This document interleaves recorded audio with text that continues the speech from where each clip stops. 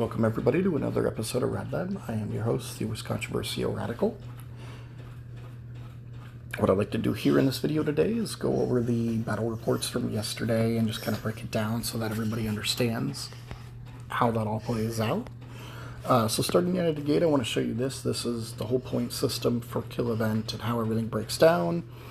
Everybody should already know this and understand it. If not, ask questions. Better to understand than not understand. T1 gives you 1 point, T2 gives you 2, T3 4, T4 8. And those are for killed troops, and then wounded troops will give you 1 for T3, 3 for T4.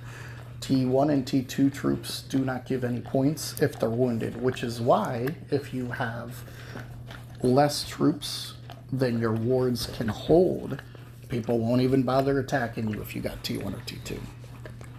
Alright, so coming off that, let's get into those battle reports. So the first hit, this is what I seen right here. I lost, according to the report, 64,000. A combination of units and traps. He lost 28,000. The nice thing with that is if you go here, boom, he's using Spartan Elites, which is T4. I'm all T2. The first hit always sucks the most for the attacker. When you multiply his by 8, it's over 200,000. That's gonna be in the ballpark of like 225 to 230,000 troop, or 225 to 230,000 points with his troop breakdown, because it's 28 times 8. For me, because 25k were injured, 10k were traps, no points there. He's just getting points for 28,000, which, being it's 2 points apiece, for him absolutely sucked. It was just over 50,000. So definitely the first hit was in my favor quite a bit. Second hit was similar to the first. This time he got 64 and I got 23. Again, for me, it's going to be just under 200,000.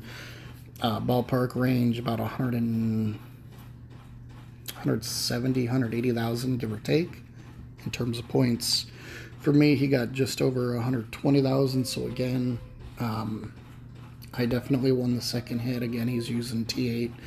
I'm all T4. This time I don't have traps, so not bad.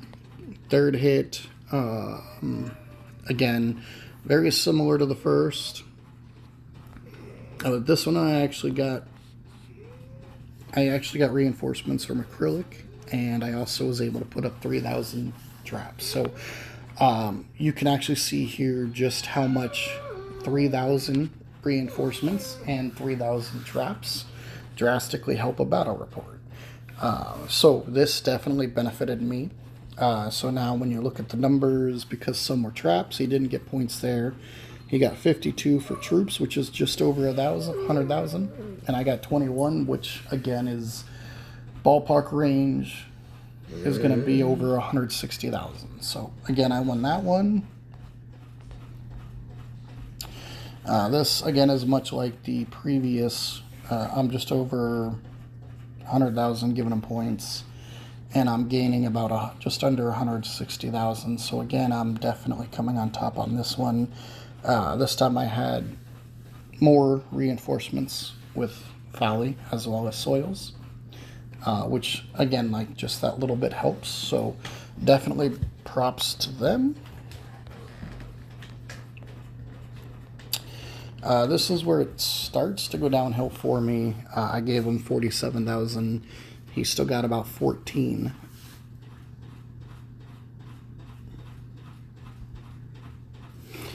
So right there, I'm getting about 120, just under 120,000. He's getting, roughly speaking, about 94. So I mean, the difference not as great. He's again using T4. I've got the same basic reinforcements as the previous, and the last hit was actually kind of nice. So I only got 12,000 on this one, but a lot of it was my total units, 93,000 to his 33.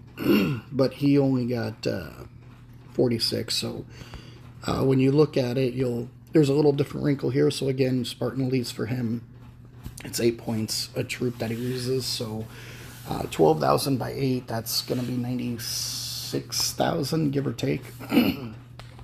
When you look at mine, I'm all T2 except Sly got in here on this one, which gave me T3. Now, if you notice, Sly did not lose anything because he's T3. So when you reinforce people with better troops than they have, the castle that is taking the attack is going to lose their smaller troops first before the bigger troops end up getting wounded and killed.